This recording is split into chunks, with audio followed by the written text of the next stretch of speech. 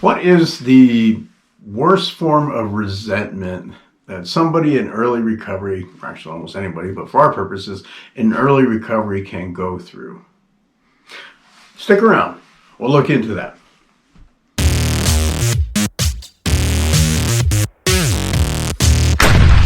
All right, my name is Charlie Chuibaka. I am a licensed alcohol and drug abuse counselor for, I've been doing it about 25 years now. And this is Red Road Journeys.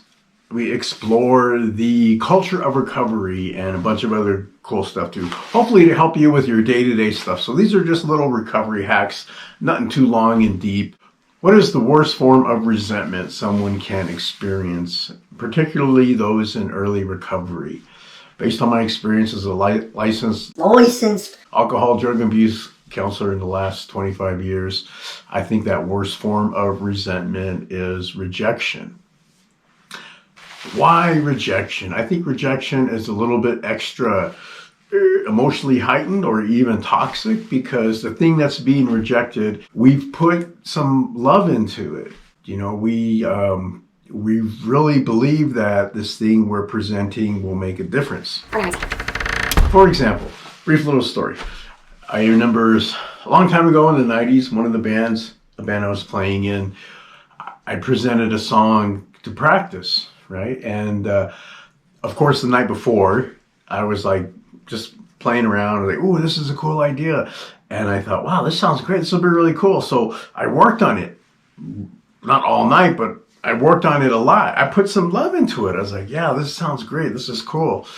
Then the next day at practice, I played it to them. I was like, hey, check this out. Do you think we could do something really cool with this?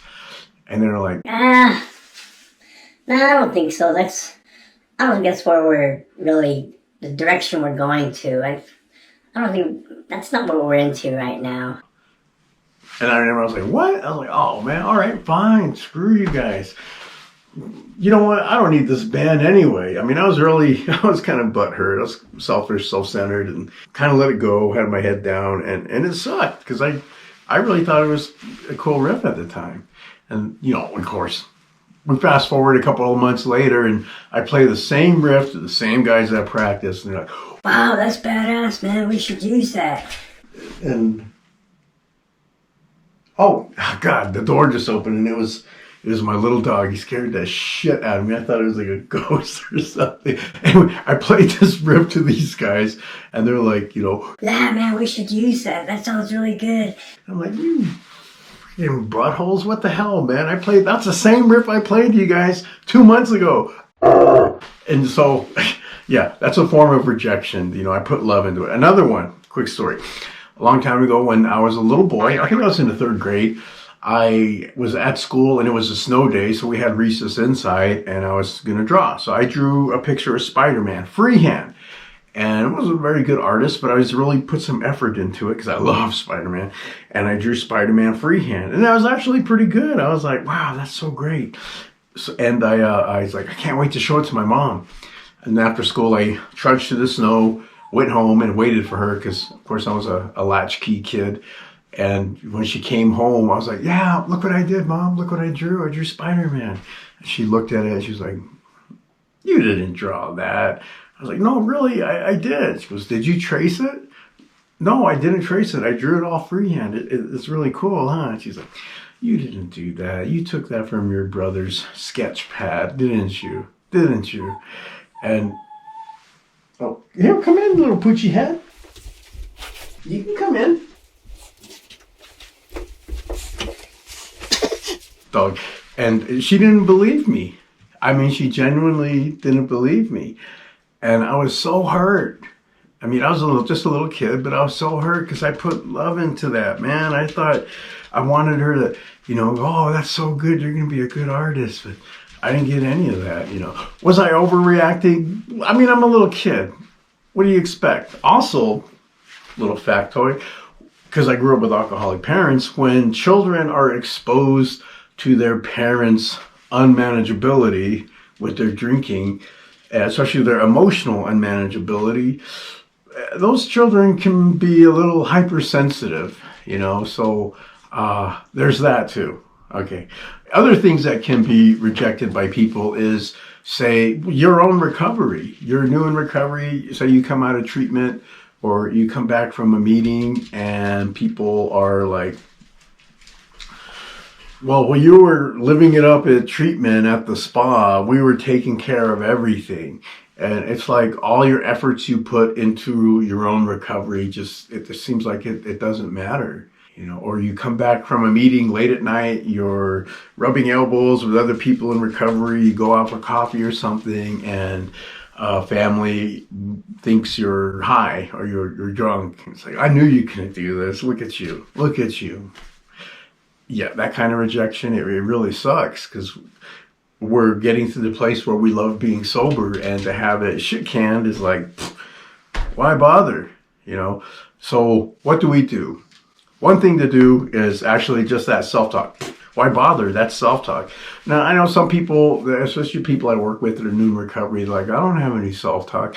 I say this a lot repetitively for a reason. The average human being has anywhere from 300 to 1,000 words of self-talk in an hour, in a single hour. That's crazy, man. So if I'm having a bad day, that's potentially in 8 hours, 8,000 words of negative self-talk. Screw that, man. After the first hour, I'm probably going to go get drunk. All right. So one of the solutions is self-talk, finding something that'll work. Now, it's nothing big and grandiose, but it can help us pull out of ourselves and not be a little, so sensitive. Like, I think the one that helps me the most is, Rule 62. All right, Charlie, don't take yourself so serious. I mean, that one, Rule 62, I remember just getting to the point where all I would say is, all right, Rule 62. Don't take yourself so damn seriously. And yeah, rejection sucks. I put love into this thing, but, with some people who don't believe I'm sober, don't believe I'm clean. I mean, I look at my track record, especially after I got sober. I mean, I wouldn't believe me either, It's going to take them a while to believe me. It's going to take some time. And with other things, not everybody is into the same things I am. If I get my girlfriend, say, I get her a cool t-shirt that has, a little demon playing guitar or something, and she's like, oh, yeah, okay. You know what? That gift would please me tremendously, but her, probably not. Some of the gifts might be more about me than about them. So anyway, self-talk is one way. Finding a key phrase to help. Rule 62 is great. Another thing is prayer, right? Now, I mean, look at me. I'm not much of the praying type, all right? I have a different form of spirituality beliefs, but occasionally I do pray. And one example I always think of is with the Maoris and the haku they do. Here's a little clip from something.